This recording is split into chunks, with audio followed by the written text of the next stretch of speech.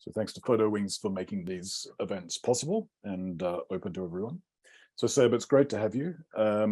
So your bio says that you're an animal rights activist, lecturer, photojournalist, and author. And of course, we came to know of your work through We Animals Media and Joanne MacArthur. Joanne, we did an event with her back in October 2021 now. So we're following on that issue because I think it raises a lot of really interesting questions about the role of images in relationship to advocacy, questions of impact, social change, and so on.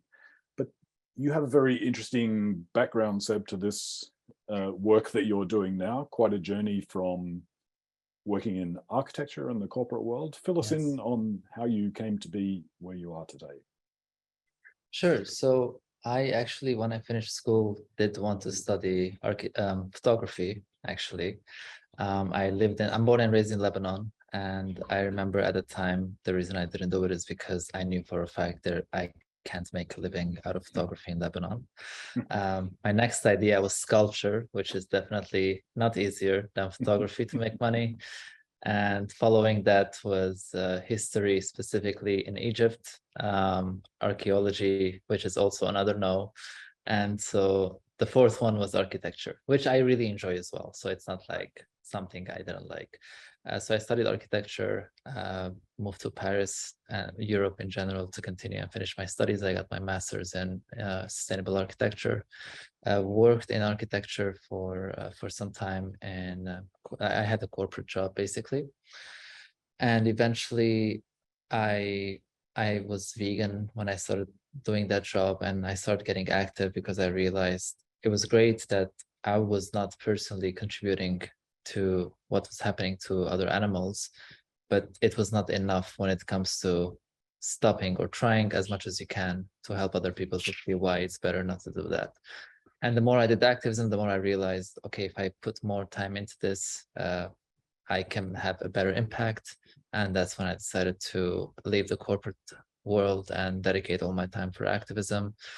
I told you earlier, most people look at how I look, they sometimes assume, I was born in a hippie family, vegan from day one, or a vegetarian or whatever. I was definitely not a vegan or a vegetarian. I also used to go hunting. I loved eating meat, cheese, animal products in general. But I haven't had any meat or animal flesh since I was 16. So I haven't had that for 17 years now. And I haven't had any animal products for 9 years. Wow. And eventually, while doing animal rights activism, animal advocacy in an educational way, I started taking photos outside slaughterhouses of trucks arriving and the animals inside, sometimes entering farms as well, documenting inside. And I realized, photography is something that catches something in a specific moment. And that's it. Once the picture is taken, it's always going to be there, no matter what happens to that place, event, or individual. And I found that very powerful about photography. And that's how I started taking more photos. I mean, even before I started working in architecture, I shortly worked with the UNHCR, so the United Nations Committee for Refugees.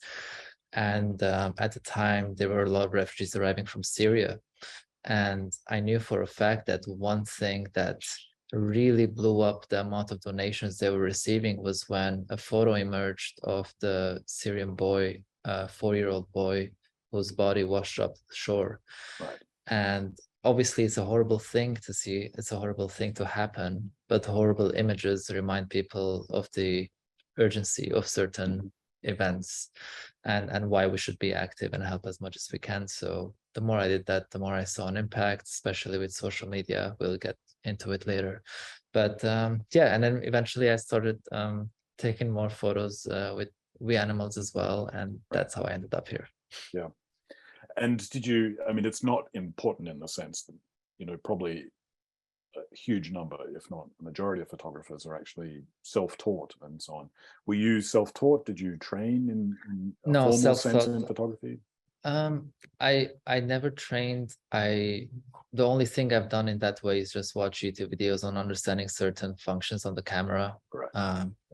And I feel like there's never an end to it. It's like as much as you watch, there's still gonna be things you never know how to use on a camera. But I know what I need for now. Yeah. So that's it. Well, I do have to say as a disclaimer, with my fellowship, I definitely got help and support from the We Animals media team, so that's there for sure.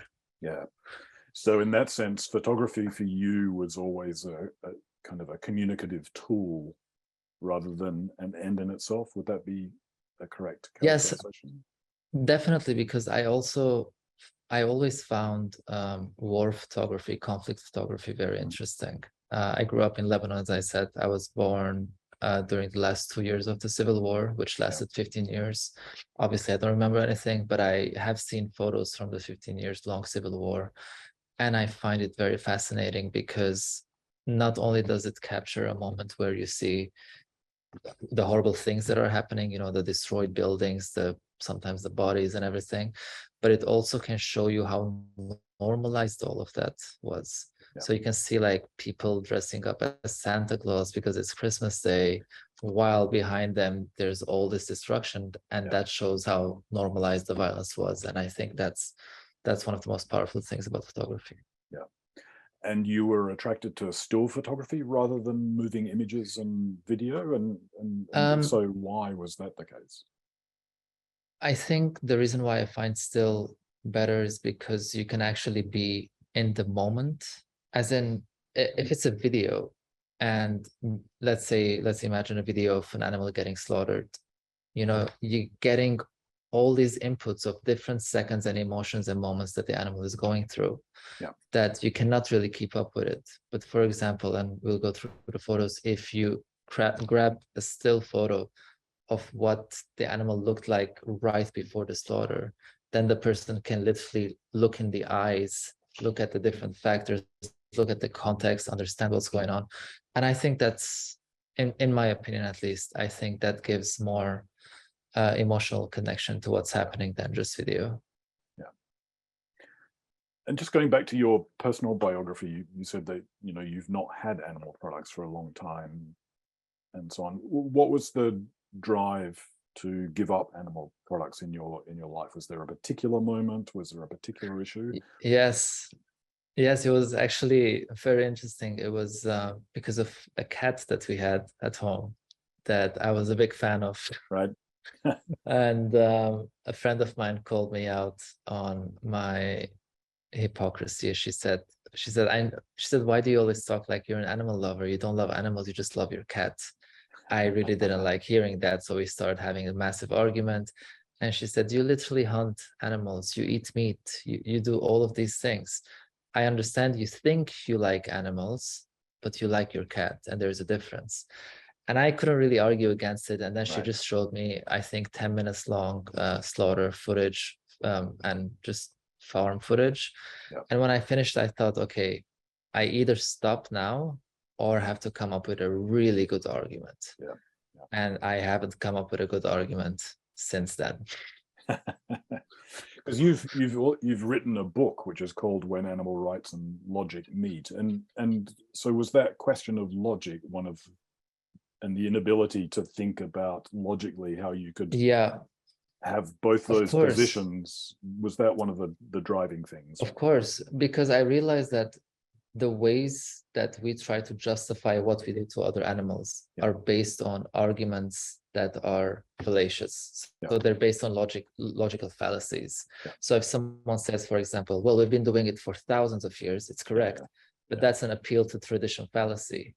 That means that just because X has been done for a long time, it also means X is moral, which is not the case, of course. If you look back at, we've been killing each other for thousands of years, but so that's a logical fallacy. And so the book is about all the different logical fallacies that we use. And I really believe if anyone believes in human rights, then by logical extension of the philosophy of human rights, then they believe in animal rights, whether they like it or not. As long as they believe in human rights, by logical extension, they would believe in animal rights as well. So that's what the book is about.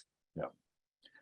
And we'll get on to talking about the fellowship and the actual work that you've been doing recently in just a second. But how do you think about the way that photographs and images work in addressing that logical fallacy? I mean, do you think they have a particular place to break through, or are they supporting an argument in particular ways? What's the function of images in relationship to that? Yeah, I think it depends from the species that you're taking photos of. So for example, if you're taking like I've taken photos of cockfighting, and so that's a tradition, that's cultural. And someone can say, oh, well, that's cultural, you can't attack that. Well, you can't really appeal to culture because not everything cultural is moral necessarily. Some things are, some things aren't. And that's the whole beauty of culture, that as time passes, you change the culture and you adapt to the times, to the modern times. So that could be one thing. At the same time, you know, some people sometimes, I have one photo that I've never published actually, because I know that people will take it the wrong way. It was right after a slaughterhouse worker cut off the head of a cow and then took a break and lit a cigarette, and his friend said something and he turned around and smiled and laughed at his friend. But in that time, in that second, I took a photo and it looked like he's having fun by the fact that he's decapitated a cow, which was not the case. And people can use that to attack that specific person, which would be an ad hominem fallacy. So and so, like, I really have to be careful with what I'm putting out there, because I don't want to fuel people's hatred, let's say, or sometimes people use my images to justify racism, you know, like if I've taken a photo in Indonesia, they go like, oh, these Asians and I don't know what. And I'm like, I always feel like I have to put just a warning in advance, like, hey, this has nothing to do with that. The only reason I can do it here is because it happens where you live, but I can't take photos there. So keep the racism out of this. And it's really important. Like, it's difficult to show logical fallacies through images, but there are other things you can show. You can create a feeling of cognitive dissonance, for example, you know, or when someone looks at a photo and they say, oh, that reminds me of my dog, you know, and they think, oh, well, so what is the link here? And so that kind of thought can take place. It doesn't necessarily have to be a logical fallacy, but it can definitely create this one small like seed in the mind that makes them start questioning everything. They might even see a picture of a dog getting slaughtered or being taken for slaughter. And from the way they react to that, they can realize, oh, wait, why am I reacting so badly for a dog when I also do the same to other animals? And so that part is really interesting for me as well. Yeah, I think it's very interesting. We'll get in maybe some of those details. The question of race and so on is very interesting, particularly when it comes to dogs and animals that we, meaning Europeans, North Americans, take to be domesticated versus agricultural and so on. Lots of issues there. Let's talk a little bit about the fellowship. So you received the first Animal Photojournalism Fellowship from We Animals Media. What's the project that you undertook for that, and why did you choose to do that project? What I decided at the time, and it really took some time for me to decide, like, okay, what would I really do, you know? And I think what I decided is, because there are so many opportunities and because I travel often, I thought, what if I keep it open and I take as many species, I basically cover as many species as I can during the time that I have, because then if we have like one big project covering many species, some species may annoy some people, and then if they continue with the others and they come across another species that they actually consume, then they can have that moment of connection. It's like, yeah, there's no moral difference between doing the same thing to this species or to that species. So I actually photographed chicken egg farms, basically. I photographed a lobster farm, a shrimp farm, a frog farm. A lot of people found that a bit like shocking, but actually I used to eat frogs as well when I was growing up in Lebanon. Chicken farm, like chicken that are raised for their flesh, so not egg farms. I actually went to several. I actually have the list here. Let me just double check, so I don't miss anything.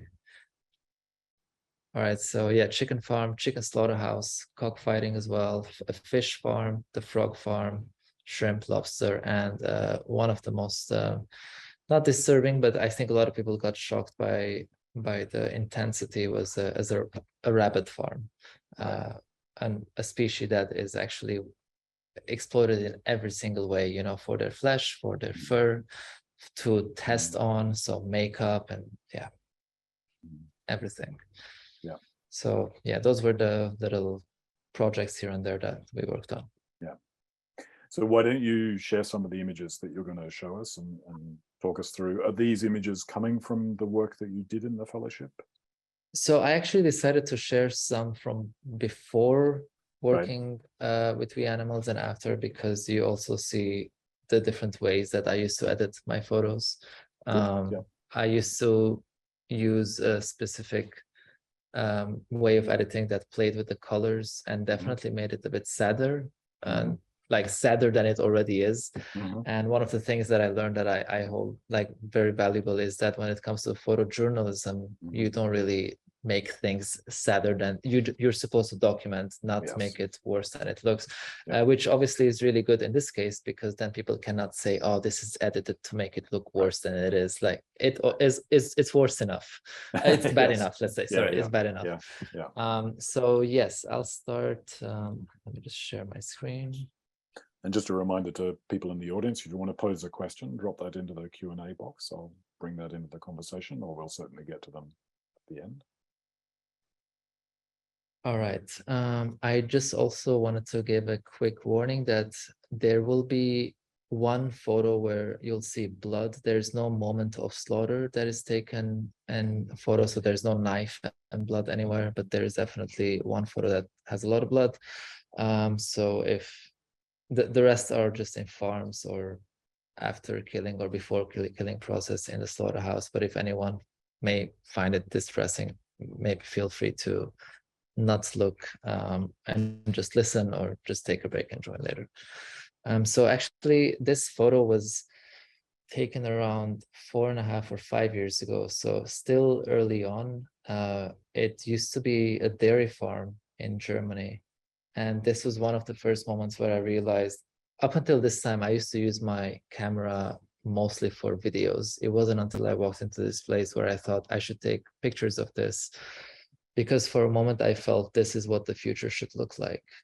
All dairy farms or animal farms should be empty like this, or hopefully transformed into a more useful place that is in line with the ethics and morality of humans.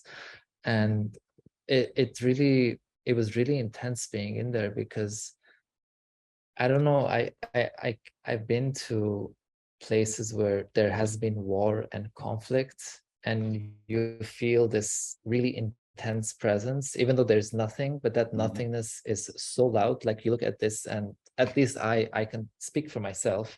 I can see the suffering that existed here. Maybe because I've seen the suffering personally, but I found it so interesting to capture this place empty, because I thought hopefully one day in the future it would look like this. And after this, I wanted to show some of the photos that I had taken at the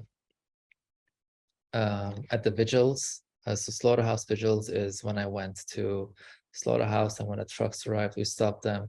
Apologies for I used to put my copyright symbol and text on that. I didn't understand anything. I used to put it without understanding. And these are old photos, as you can see, quite edited. But I didn't want to change it. I wanted to show as it is, as I used to do it. This was outside a slaughterhouse in Poland, where around 30,000 pigs were brought in every single day between 3 and 5 months old. And this was one of my favorite angles to capture it, because you could always see the animal and then them being imprisoned, and then the human-free outside, so the outside world. And I took some photos there that were really, like, I would say, like, the moments where I finished taking the photo and I thought, wow, these are like powerful photos. I should be doing this more often. And that's, let's say, I don't know if anyone can relate with this, but it's such a weird feeling to look at a photo and say this is a good photo when it's something so horrible. Right. You know, I feel like I'm not supposed to feel good about it, but what I'm feeling good about is the type of impact that it might have on the Yeah, person exactly. who's looking at it. The word good covers does a lot of work in the sense of, if you think about it in terms of impact, effect, connection, and so Yeah, on. exactly. Yeah. Something that makes people stop and look is good Yeah. in a sense. Yeah. I mean, the first photo of the dairy farm is like the site of a war atrocity. You'll see photos coming out of Bosnia, look like this. Yes. But people were killed in this place. Let's see, in Ukraine, we'll see the same thing. We'll talk a little bit about, as we go along, about the kind of the parallel between conflict photography and the work that you're doing, because there do seem to be some Definitely. overlaps there. But just one Yeah. question: you say that in these early ones, particularly a couple before this, that they were edited, and by edited you mean processed. So the colors you were working Yes. on So color saturation and so on. Lightroom, yeah, on Yeah. Lightroom, I added a lot of blue in the shadow and just like reduced the contrast, made it a bit Right. darker. You can definitely see in this one, there's it's a truck. It's supposed to be silver and white. There's a lot of blue in it. Right. But I don't know why. For me at the time, I thought like, oh, this is much sadder like this, so it will have a better impact. Right. And yeah, I think this is something that you changed over time. Yeah, I definitely don't do this anymore, except if I'm doing something just for myself. Right. Especially when it comes to photojournalism, as I learned, if I put this in its original colors, people can look at it and still get the message. But in these colors, yeah, some people are going to be even more impacted, but a lot of people are going to go like, this is so edited. It was probably not even that bad, they can say. Yeah. And I learned that it's much better to never even get to that place. We don't need to take the conversation there, where we can just leave it in the original colors as it happened. Yeah. And yeah, that's a few photos from those visuals. And so this is actually one of my, again, weird to say, favorite. You know what I mean. But one of my favorite photos. It was actually the first time I was documenting slaughter, and I actually spent around 15 to 20 minutes outside the slaughterhouse with this specific cow, and they had, I think when we arrived, 4 cows outside. So I documented the slaughter of all of them, and then they stopped and they said it's over, so we could leave. And then right before we leave, they said, actually, there's one more cow, and they brought in this one. And it was such a weird moment, because obviously, just because I spent some time with that cow, and a lot of cows are cuddly, they want to be touched and petted and things like that. Just because I spent some time with the cow doesn't mean that it's now more immoral to kill this cow. They still have the same value of life.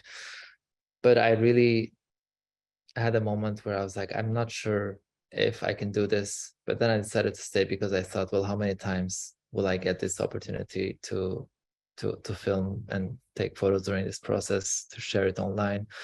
And this is literally the moment where they're about to flip the machine so that the cow can no longer use their legs to try to move around, so it's easier to slit their throat, basically. And the reason why I find it so powerful was, first of all, because you can see the blood from the previous cows that were slaughtered here, but also the eye. If you just look at the eye, you'll realize the fear that this animal is going through.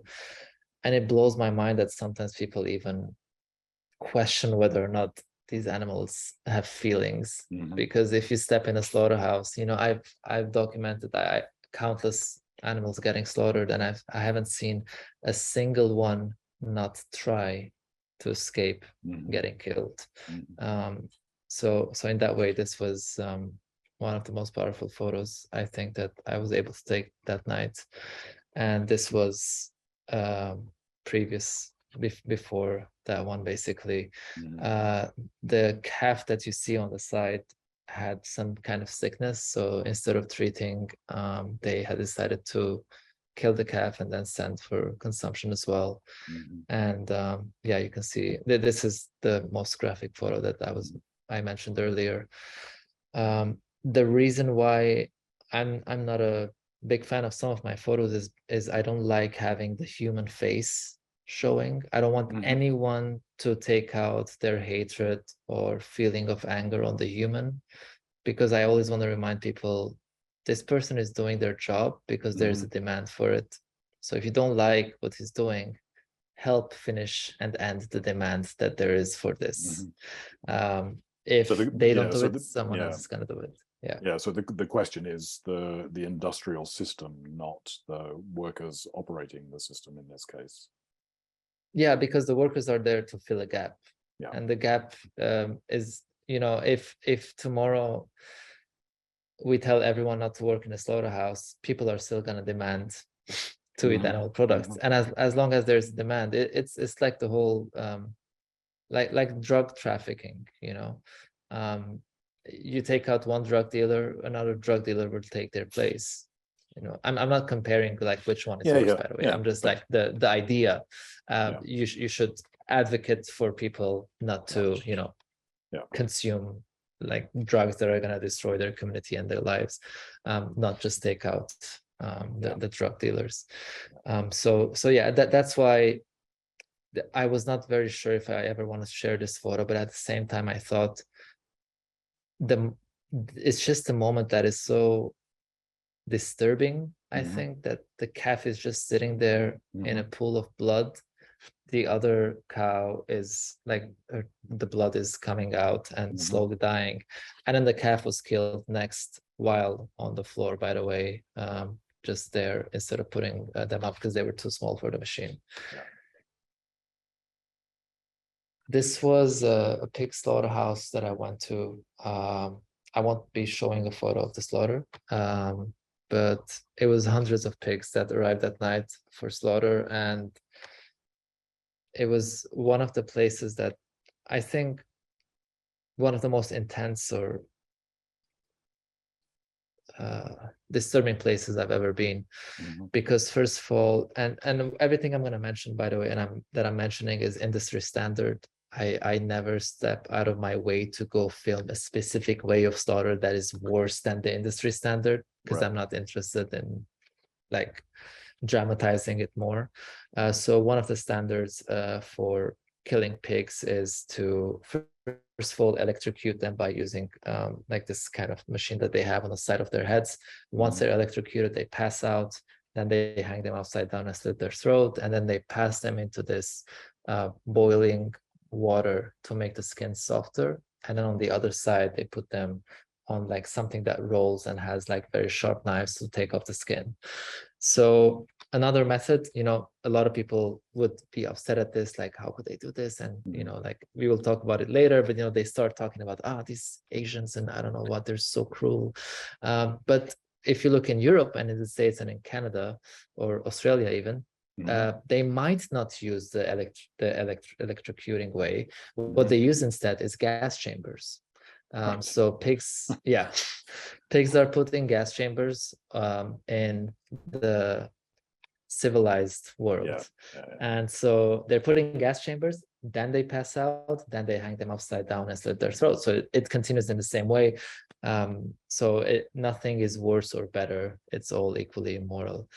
So I just wanted to mention that quickly, since at least the slaughter photos that I'm going to be showing are mostly in Asia. So we've got one question that I'll bring in now from Manuela, and that is, how do you manage to get access to slaughterhouses and animal farms? How do you negotiate to enter? And how Yeah, aware are they of what you're doing? I mean, they were aware that you're sure. So photographing, but are they aware of why yeah, you're photographing? in Europe, I've been able to enter farms either with permission or without. With permission would be I just walk in with a big smile on my face and go like, "Yeah, I was just passing by here. Mind if I take some photos of the animals?" And most of the time, they're fine with it. I've had a few farmers say, "Oh, don't put this on the internet, otherwise, like it's not good for us. It's not good for the business. It's not good for the industry." One of that was actually a Cadbury dairy farm, so the chocolate Right. chocolate factory.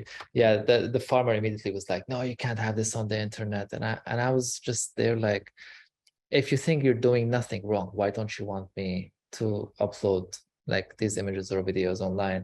But anyway, most of the time, but even that farm, by the way, they ended up letting me in, and we talked, and I asked questions on what they do and how they do it.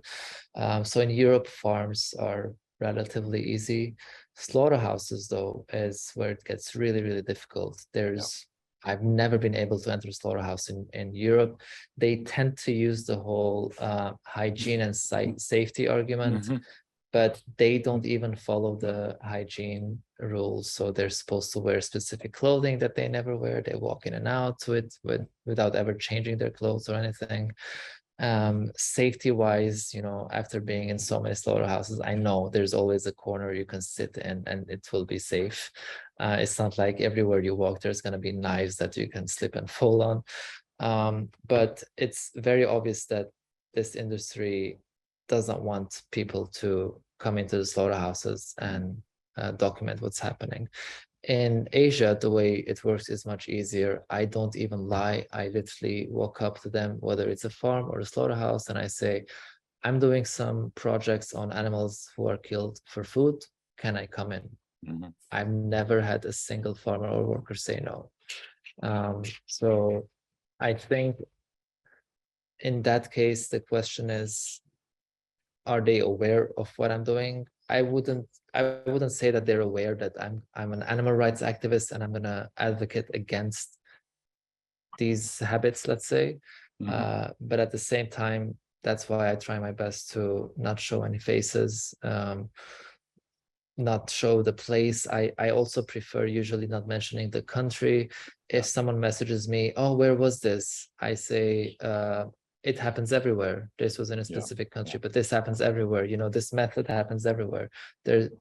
It's completely irrelevant where these things are happening in the photo, because it's happening all around the world. Yeah.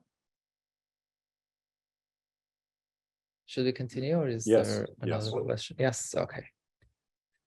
All right. So this was a pig farm.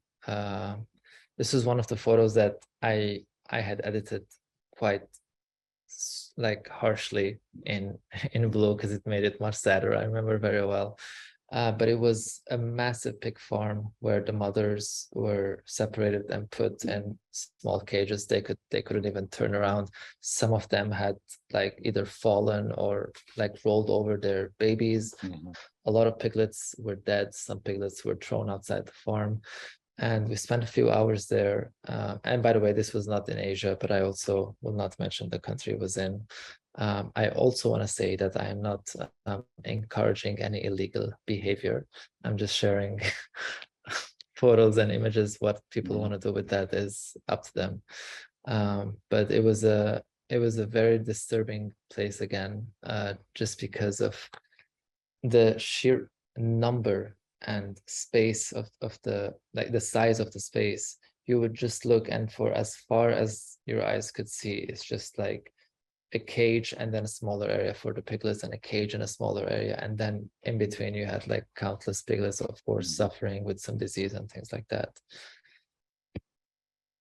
This was actually at an animal market. I'll be showing several photos of this market.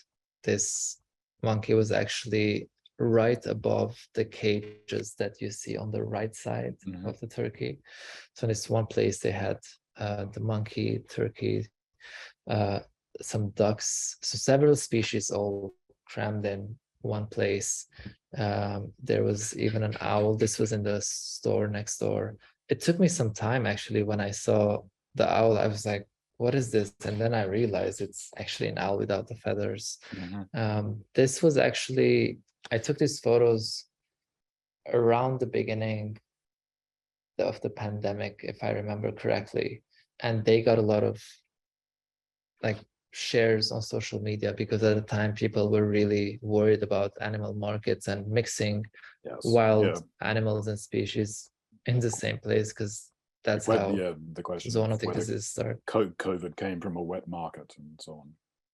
Exactly. And to be completely honest, I'll share this as well, because I know a lot of people tell me sometimes, oh, I could never do what you're doing, but I also could never do what some other photographers are doing. You know, I could have gone to what is known to be of Southeast Asia's most, I don't know if the crazy is the right term, but the most crazy market, they call it. It's, well, dogs, cats, monkeys, but all for human consumption. So they kill them all on the spot, and some animal photojournalists go to these spots. And I thought about it for a long time, but I came to the conclusion that at least for now, I don't think I can do it. This specific market that I'm showing the photos from only sold them there. They were not being sold in, well, after being cooked or anything. They were just there alive. So these are now the photos from the fellowship. This was at an egg farm, and it was battery cages, so very, very small area for each. In each like cage, there's at least 2 chickens, and that's where you start seeing, you know, a lot of their feathers are gone. They have issues, like health issues. Some of them are blind. They can barely move.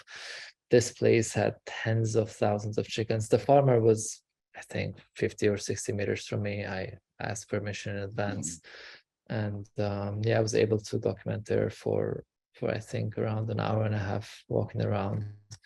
And the reason why I take the photos like this with chicken farms is because chickens are, in numbers, the species that is killed the most when it comes to land species. So obviously when we're talking about sea life, so fishes and other marine life, that's going to be in the trillions. We can't even comprehend the number. But when it comes to land animals, chickens are tens of billions of them are killed. And it's one of those animals where they're so commodified that even the word that we use for the food is the name of the animal. You know, you say I'm gonna eat chicken. You don't say I'm gonna eat a cow. You say I'm gonna eat meat. Right. And then with fish, it's the same. Right. Fish also.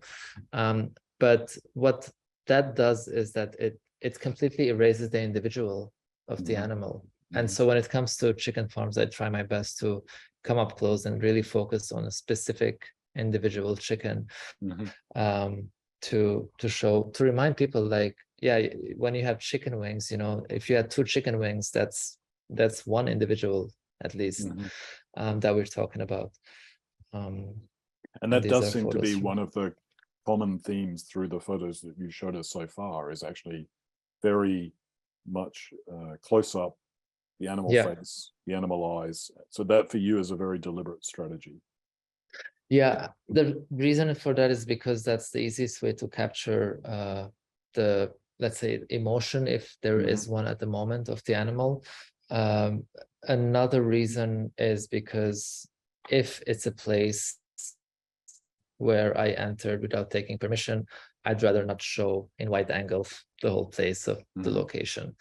But when it comes to places like this, at least this farm, I took permission. The farmer was there. I try to get as close as I can. Sometimes I do take wider photos where I either want to show the size or I want to show the numbers of the animals. And we'll see that when we get to the chicken slaughterhouse.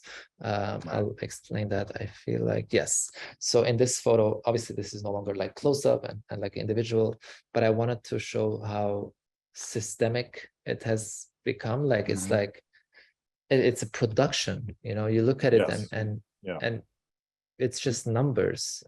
You see the first line, but in the back there it's kind of blurred out because of the focal length. But it just goes around and around, and there's hundreds of birds passing by. But these hundreds of birds are hundreds of individual birds, you know, and people don't really think about chickens as fun animals, let's say, but they're actually very, very social animals.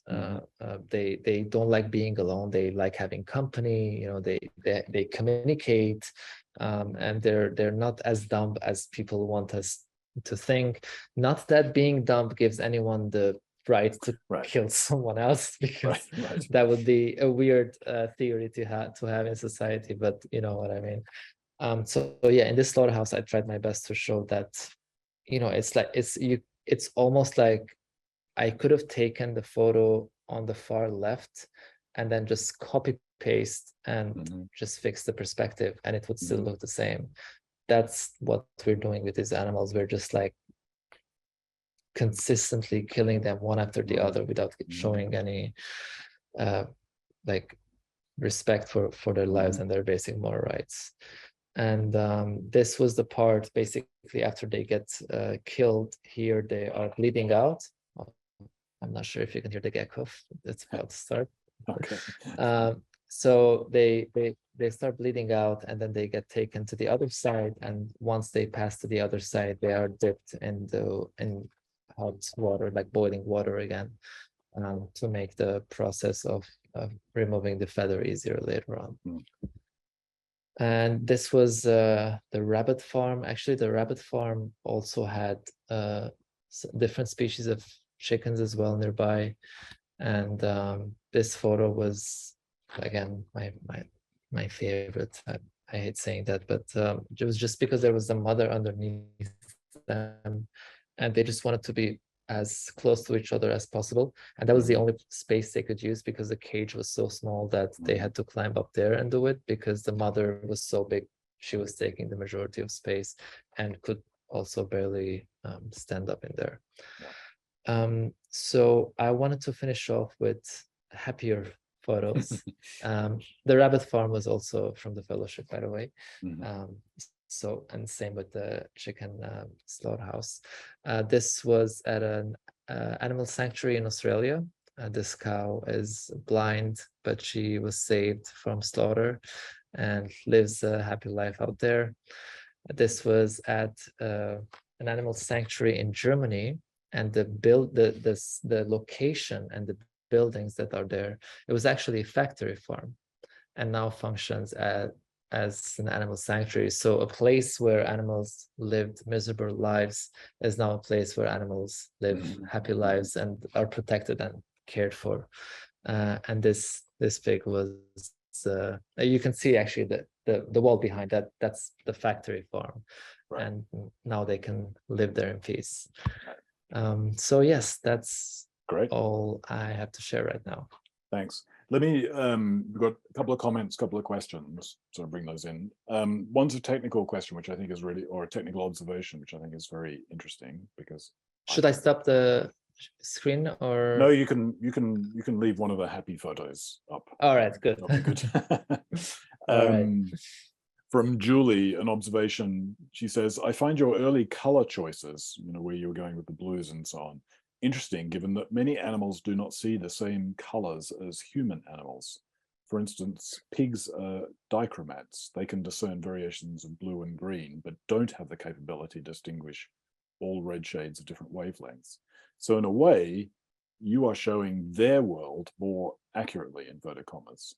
So just an observation from her, that actually processing the way you did earlier.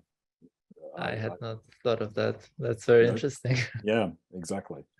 I know you answered this question earlier, but it's probably worth repeating from Sandy. They say, you mentioned that you ate meat as a child. What was your turning point? Was there one incident that changed your life? So perhaps just worth repeating. Yes.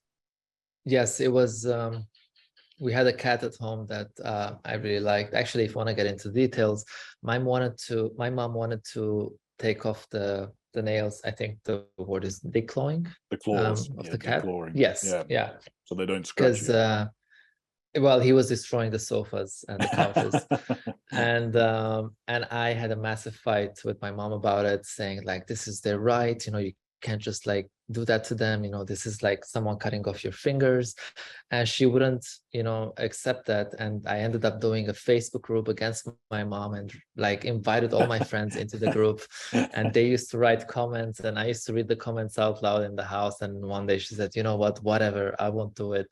And so I claimed victory, and Right. the cat got to keep his nails. And then I was talking about it with a friend, and she said, you act like such an animal lover, but you just love your cat. You're not an animal lover. You still hunt animals, you kill them, you eat them. If you actually love animals, you would stop eating them. And she showed me slaughterhouse footage, and when I finished watching, I thought I either stop doing what I'm doing, or I find a really good argument to support what I just watched in the footage.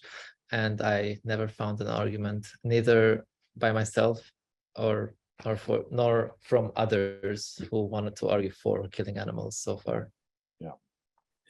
A question from Jinky. How do you approach encouraging people to look at images they don't necessarily want to see? And has this changed over time?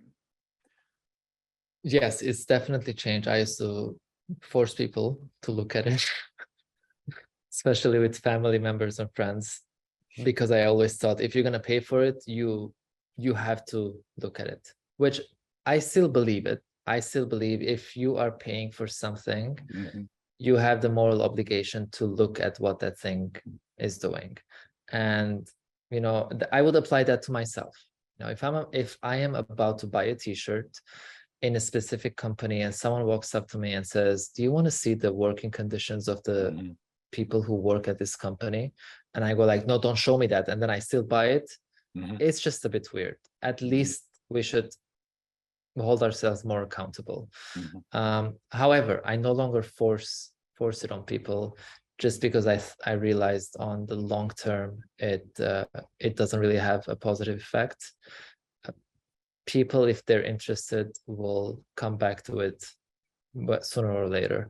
Right. And the reason for that is because there are so many people who are interested in the message that wasting your time trying to make someone who's not interested look at it is just a waste of time. You might as well stay with those who actually want to look at it and listen to it.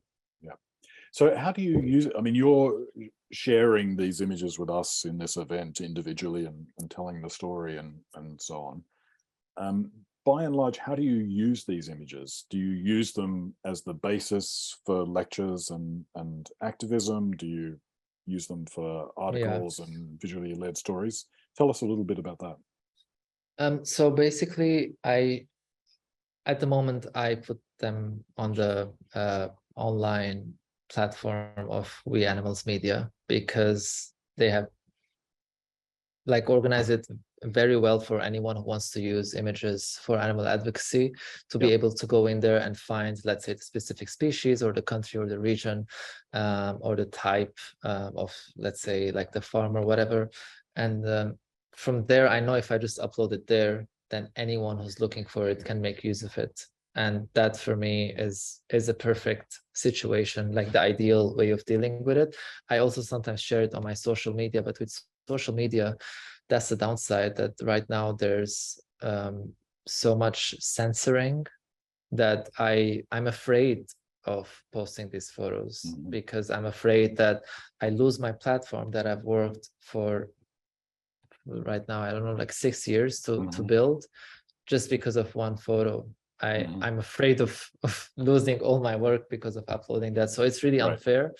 But at the same time, I don't know like what's the perfect solution. So I just rather work with the Animals Media and have my pictures uploaded on the platform. And I know that anyone who can use it will use it and reach people with their work. And that's completely fine by me. And as I said, it's like the perfect way of reaching more people.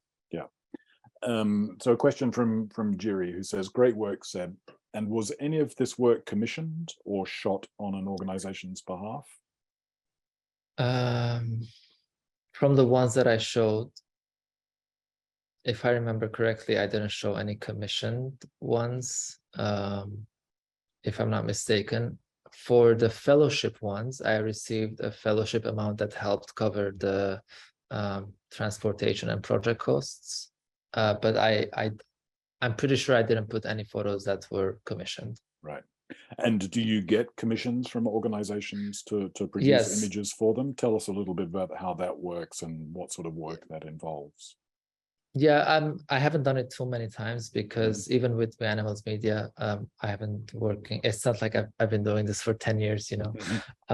But usually an organization reaches out to the Animals Media and says, we are based in this area and we are gonna do a certain campaign. Do you have any photographer who can, or videographer who can help us out by doing this or that? And then We Animals has all the contacts and they reach out and they ask if you can do that. So that's how it works. And then you get in touch with the organization and you work on it. Yeah. Question from Anne, going back to the fellowship. So the fellowship you just had with We Sure. Animals Media. Tell us a bit more about how long you had to work on, how long was the fellowship? How much work could you do? Was there a particular theme to it, or was it something that you proposed?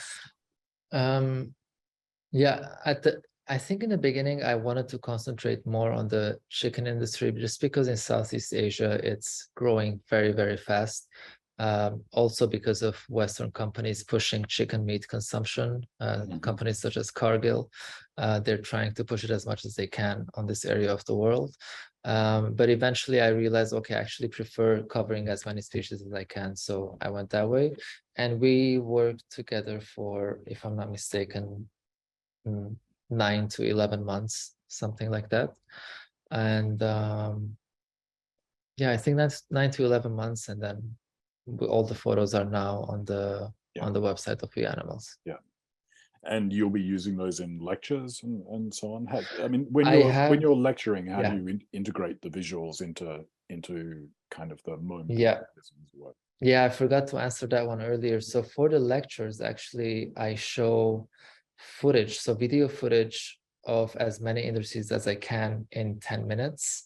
And they're not my videos. The reason for that is because based on where the lecture is, I get footage from farms and slaughterhouses of that country, because otherwise people in the crowd can go like, oh, that was sad, but that doesn't happen here. So I'd rather always use the footage that comes from that country. And those videos are usually filmed by undercover photojournalists. In the case of at least my work, and if I've ever used it, I had the opportunity to give a small talk at the annual gala event of the biggest animal welfare organization in Denmark, and I did that on behalf of We Animals. So I was very grateful for that opportunity. And in that case, yes, I did use some of my photos while talking about the importance of animal photojournalism. Right.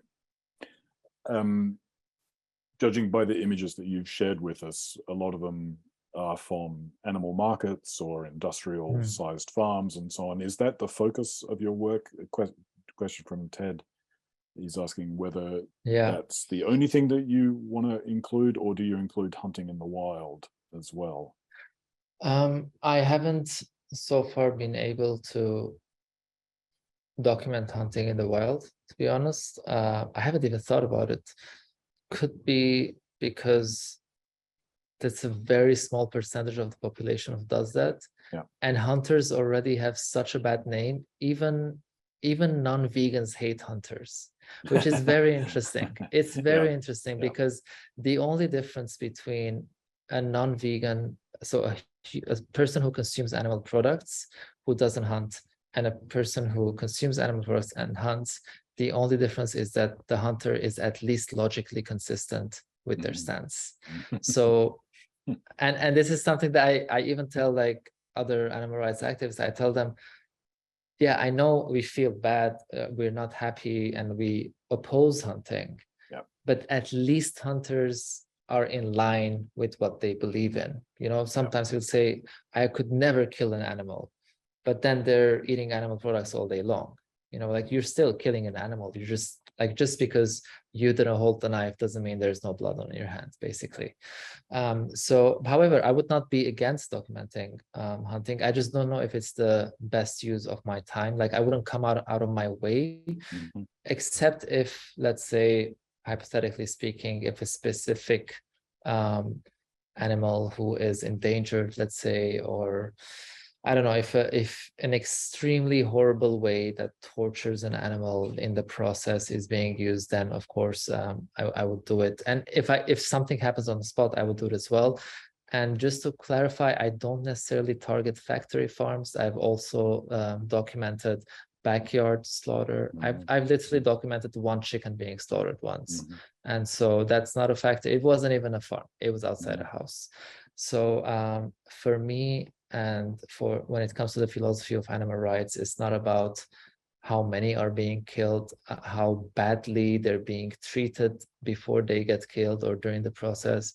It's really about not seeing other animals as resources or commodities.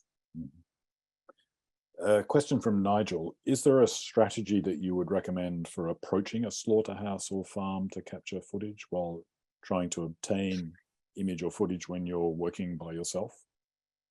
I think what has worked the most for me, at least in Europe, where I know that they are aware of veganism and animal rights, and they know that how footage can be used, I would say just walk in as someone who's happy who came across a farm. I actually did that in Australia. There was a big animal market, sheep. I think they were bringing like thousands of sheep and cows. And the second we arrived, it was in the middle of the day, this man started approaching us in a very aggressive way.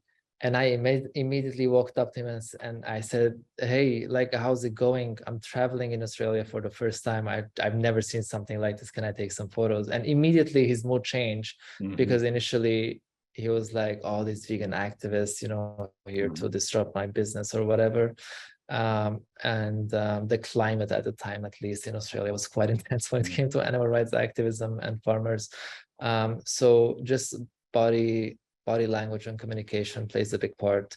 And if you're mean to the person or you disrespect them, then they're not going to let you in anyway. So why do that when you can just like put a smile on your face, act like you're just happy you came across and you're interested to document and do your work and go away. And yeah, it has worked for me. I would say maybe one time in Germany, I asked a farmer and they were like, no, I don't want. And I said, fine. And I walked away because I know I can do it with other farmers and it wouldn't be any problem. So we're coming towards the end of our time. So that's just a reminder for anyone in the audience who wants to drop in a final question or so. I've got a couple here. One from Sarah. Are there projects or ideas you want to explore in the future? Have you got some particular things that you're thinking about doing?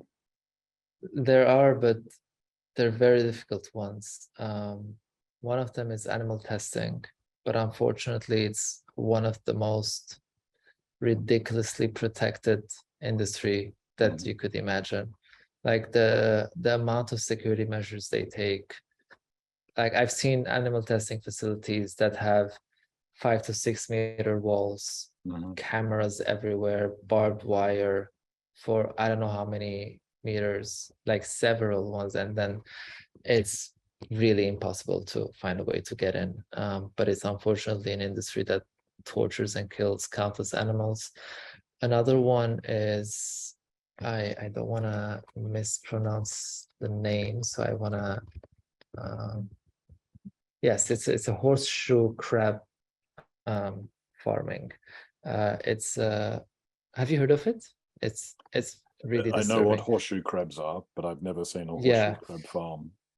Yeah, so they basically use their blood for the medical industry, and they make so much money out of it. It's one of the most expensive products that you can make out of animals, if I'm not mistaken. Don't take my word for it, but it's really expensive. So it's a very big industry, and because it's tied to the medical industry, of course, it's very much protected as well. Yeah. But it's awful, because up until I heard about it from another animal rights activist, I didn't even know about the animal. I didn't know that animal, that species existed. And lastly, the last one that I would like, that is relatively new, is the octopus farm in Spain. They started farming octopuses now. So I would like to be able to document that one day, and we'll see if that happens. Yeah. A question from Nella. She says, thank you. The farm and slaughterhouse photographs are really impactful and haunting.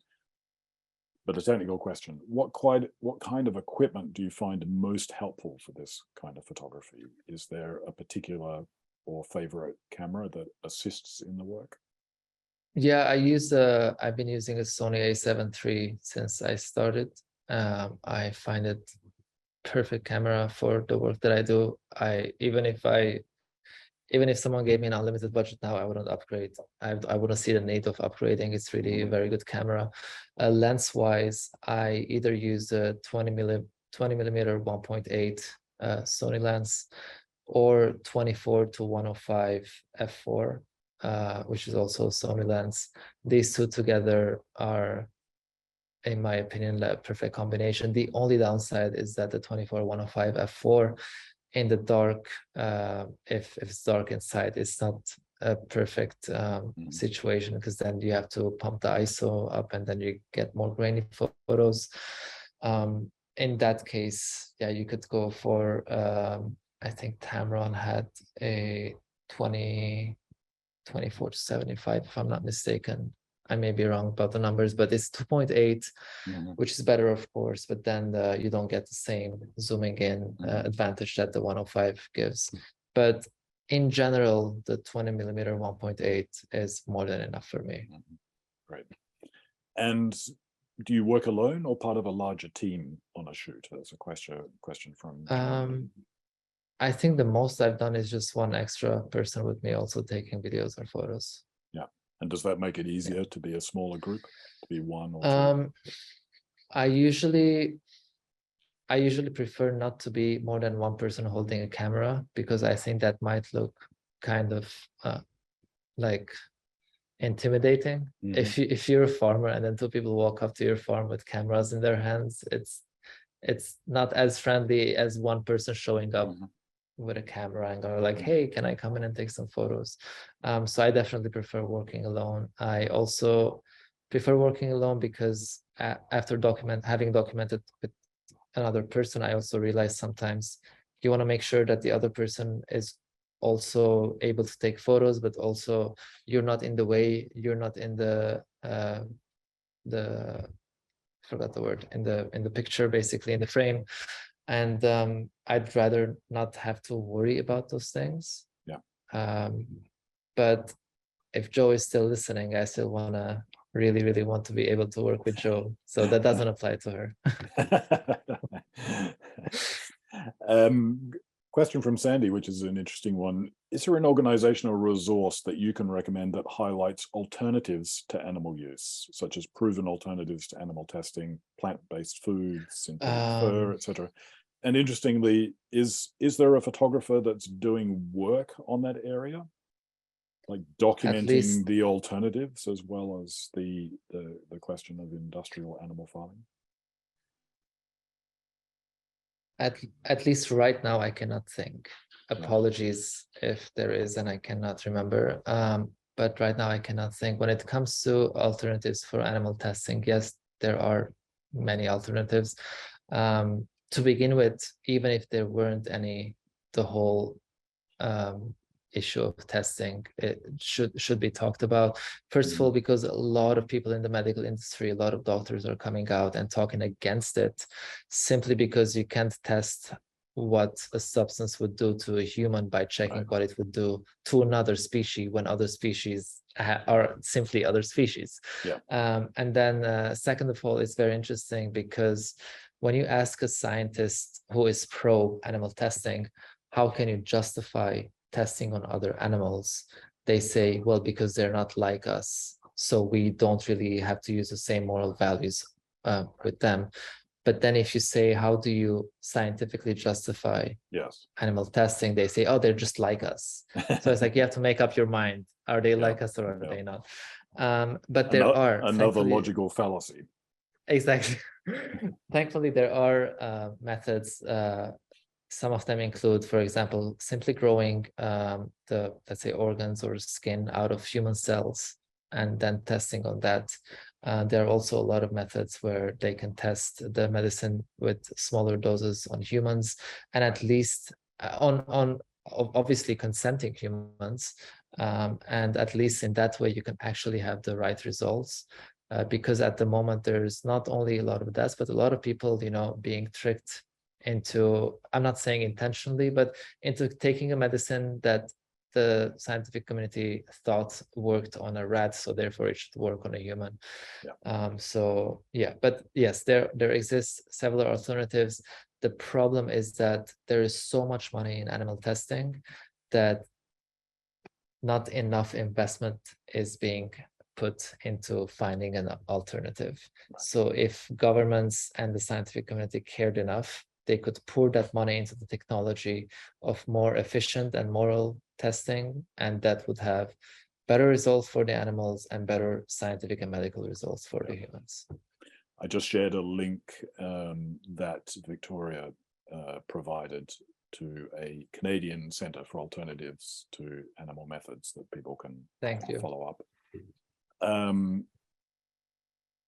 To wrap up, we've got 3 questions that I think are really important, and I'll kind of combine them because they're addressing the same sort of thing for you, Seb. And that's the question about how you manage your emotions in photographing these situations, and how you manage your mental health in the moment. And specifically, Ted asked, does the work that you do actually haunt you? He said, do you sleep okay?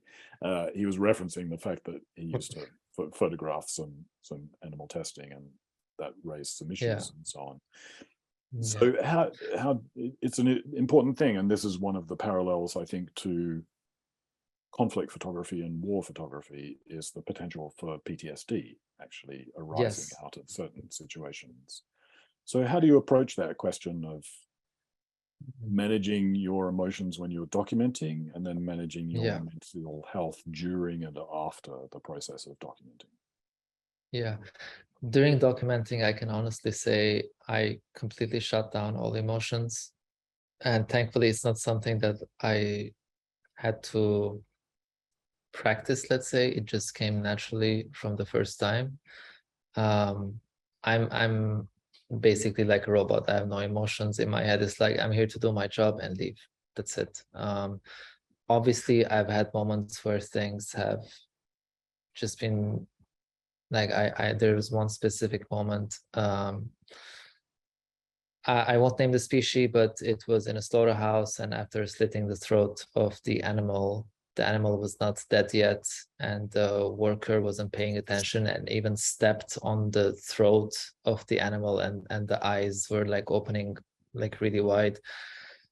And obviously when something like that very specific happens, it hits me hard. But usually the process of killing animals is so like automatic for the workers, like they do it one after the other, that like specific things like this don't happen often. So I'm just there concentrating on the footage, making sure everything is in focus, making sure the ISO is well, the zoom range is well, there's no faces showing in the frame. And when I'm doing all of that, I don't really have time of thinking, oh, this is so bad, it just doesn't pass my mind. When it does pass, it's actually when I'm editing, because that's when I remember the moments and I remember the individuals. So when I'm editing, sometimes like I click to the next photo, and then the second the photo comes, I remember that specific animal. And obviously then it's difficult. The way I deal with mental health personally is I have a relatively strict I don't know how to call it, but basically habits that I have for myself.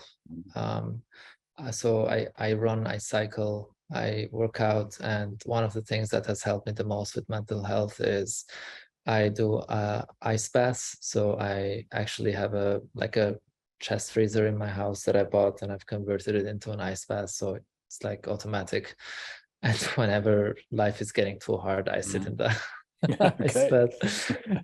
It's very weird because I didn't know that cold plunges can have such a positive result on your mental health, but I started it as just testing if I can do it, and then immediately I realized a massive change in my sleep quality, my energy, and my anxiety. My anxiety, I would say, easily 90 to 95% gone after starting practicing ice baths, just because the only way you can sit inside is by concentrating on your breath. And if you concentrate on your breath, everything changes in your body, but most importantly, you can't really think about bad things because you're with your breath, you're in the moment. And that basically teaches your mind to refer to your breath in moments of anxiety. So when you're supposed to hit fight or flight mode, which is what's supposed to happen when you enter cold water, your mind switches to your breathing and you start controlling your breathing unconsciously. And that helps a lot. And the reason why I get into these details is because I literally want everyone to go and start doing it, just because it's at least for me, I can say it did wonders. So with mental health, for me, it's exercise and a good routine of ice bath and breath work. I think, was there anything else in the question? Does it haunt me? Again, I've had moments that have been difficult. I've had a long time, at least a year and a half, where any child crying or a loud scream would remind me of pigs screaming from gas chambers or in the trucks, because they very much scream like humans when they're afraid or getting hurt. It's a very, very loud scream. And I've had nights where I've just heard it for no reason. And the most annoying one is when basic life things, as I said, like you're in a public space and a kid cries. For me, it immediately hits that part of my memory. But that has stopped, at least. Like, it's been a while since I've had one of those moments. And the final question from me: are you seeing progress through the activism? And I don't mean, that you're individually responsible for changing everyone's views on animal rights, but are you seeing changes in European, North American society in relationship to animal rights? And do you think that activism is leading to that progress? How would you characterize the situation? Yes, changes, definitely. Yes, there's a lot of change, but I always am skeptical about the reason of change. I would contribute, but I've seen a lot of research that shows that one of the main reasons for people not consuming animal products is either climate change or health. It's not very often that it's animal rights, unfortunately. Now, I'm not going to say, no, then don't do it. I'm happy that people are switching, but I wish they switch for the ethical side, because I also think, and this is also in when it comes to academic research, they talk about how removing speciesism, the idea of discriminating against someone, treating them differently, morally speaking, based on their species, removing speciesism from society may help us also remove other types of discrimination, because speciesism tends to be one of the first type of discrimination that we are taught. So this animal looks different to me, therefore I can do harm to them or exploit them, can later on in life turn into, this human is not the same gender as me, is not the same sex or religion or race or skin color, whatever, and that can lead to exploitation or discrimination.